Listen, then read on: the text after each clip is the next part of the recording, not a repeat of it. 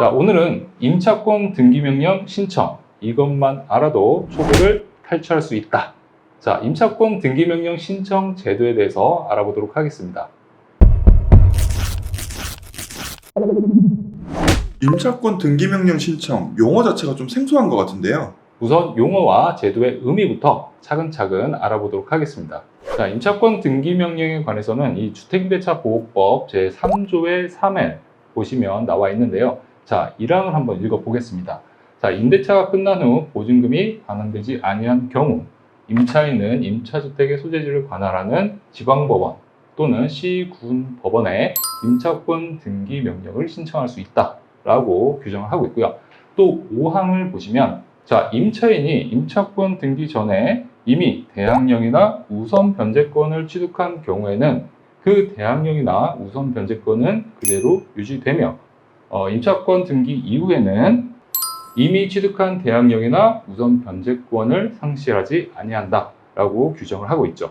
이게 어떤 의미죠? 자, 쉽게 얘기하면 임차인이 임대차 기간이 종료된 이후에 다른 곳으로 이사를 가고 싶어요. 자, 그런데 이 보증금을 돌려받지 못한 상황에서 이사를 가거나 전출을 하게 되면 경매 절차에서 이 대항력을 상실할 수밖에 없습니다. 자, 이런 상황에서 대항력을 잃어버린다면 어떻게 될까요? 보증금을 돌려받지 못하는 상황이 발생할 수 있겠죠?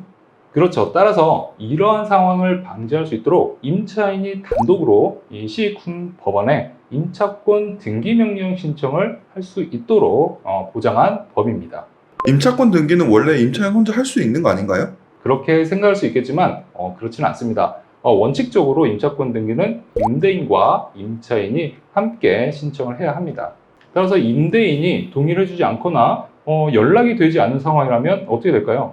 임차인 입장에서는 그 보증금을 다 돌려받을 때까지 계속 거주를 할 수밖에 없겠죠. 임차인 입장에서는 정말 이러지도 저러지도 못하는 상황에 놓일 수 있다는 거죠? 네, 맞습니다. 임차인이 권리를 다 보호받지 못하는 이런 안타까운 상황이 발생할 수 있기 때문에 이 주택임대차보호법에서는 임차인이 단독으로 이 임차권 등기를 신청할 수 있게 한 겁니다. 이렇게 임차권 등기를 하게 되면 임차인이 나중에 이사를 가거나 혹은 전출을 하더라도 그 기존에 취득했던 대항력 그리고 법원으로부터 내 보증금을 변제받을 수 있는 우선 변제권은 그대로 유지가 됩니다. 자, 임차권 등기 명령에 의한 임차권 등기의 샘플을 보면서 설명을 드리면 좀 더 쉽게 이해가 될 겁니다. 자, 등기부 등본에는 등기 목적의 주택 임차권이라고 표시가 되고요. 자, 등기 원인란을 보시면 임차권 등기 명령이라고 나와 있습니다.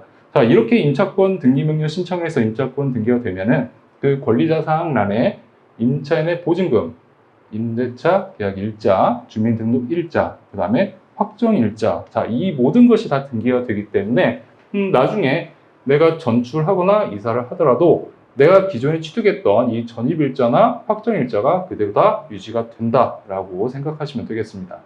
혹시 이 임차권 등기 명령을 신청하는 데 있어서 주의해야 할 점이 있다면요? 네, 이 임차인이 임차권 등기 명령 신청을 할 때에는 임대차가 종료된 후에 하셔야 합니다. 혹시 이런 경우가 있을 수 있습니다. 임대차 종료일이 얼마 안 남았는데 내가 보니까 임대인이 보증금을 돌려줄 것 같지 않다라고 생각할 수 있겠죠. 그렇다고 해서 임차권 등기 명령을 신청을 해서는 안 됩니다.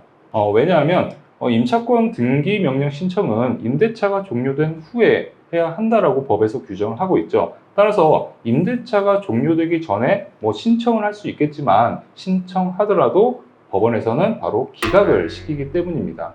그리고 또 한 가지 임차권 등기 명령 신청을 했다고 해서 바로 전출을 해서는 안 되고요. 임차권 등기가 된 후에 전출을 하셔야지 법의 보호를 받을 수가 있습니다. 그럼 경매 절차에서 입찰자가 주의해야 할 상황도 있나요? 네, 물론입니다.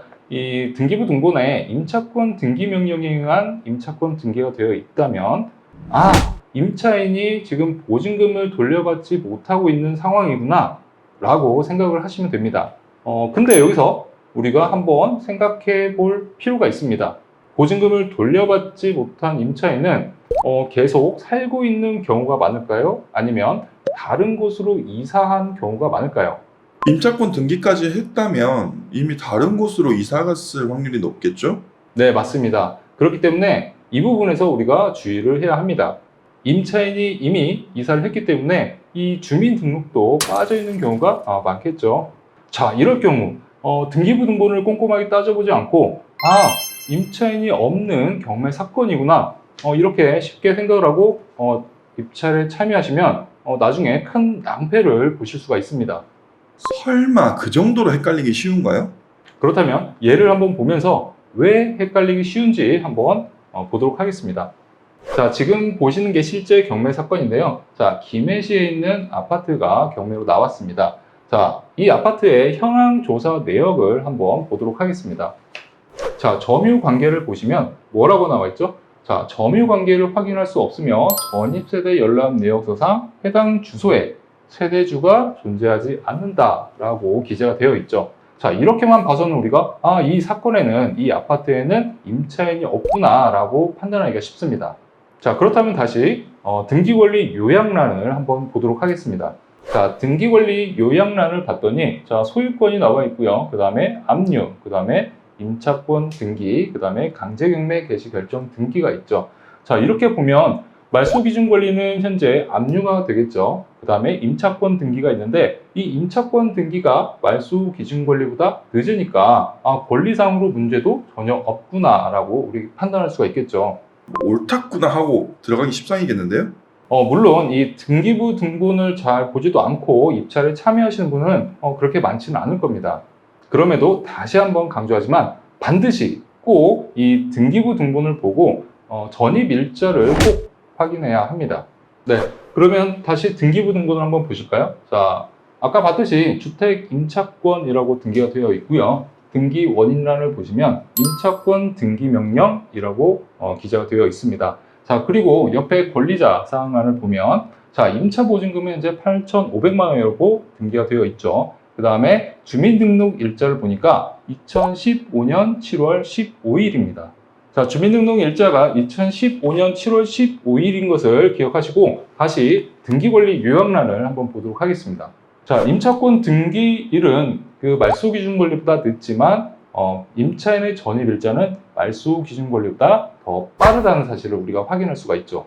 그렇기 때문에 우리가 다시 한번 생각해 보면 이 임차인은 대항력이 있기 때문에 이 임차인이 이 보증금 전액을 변제받지 못한다면 낙찰자가 그 보증금을 인수를 해야 하는 그런 사건입니다. 자, 이렇게 우리가 등기부 등본을 왜 꼭 확인을 해야 하는지 아시겠죠? 그리고 이 임차권 등기명령 신청 제도가 어떤 의미를 두고 있는지도 우리가 확인을 해 봤습니다. 권리 분석의 기본은 이 등기부 등본과 친해지면서부터 시작된다라고 할 수가 있습니다. 등기부 등본을 꼼꼼하게 따져보고 이 권리 순위를 정리할 수 있는 것이 권리 분석의 핵심이기 때문이죠.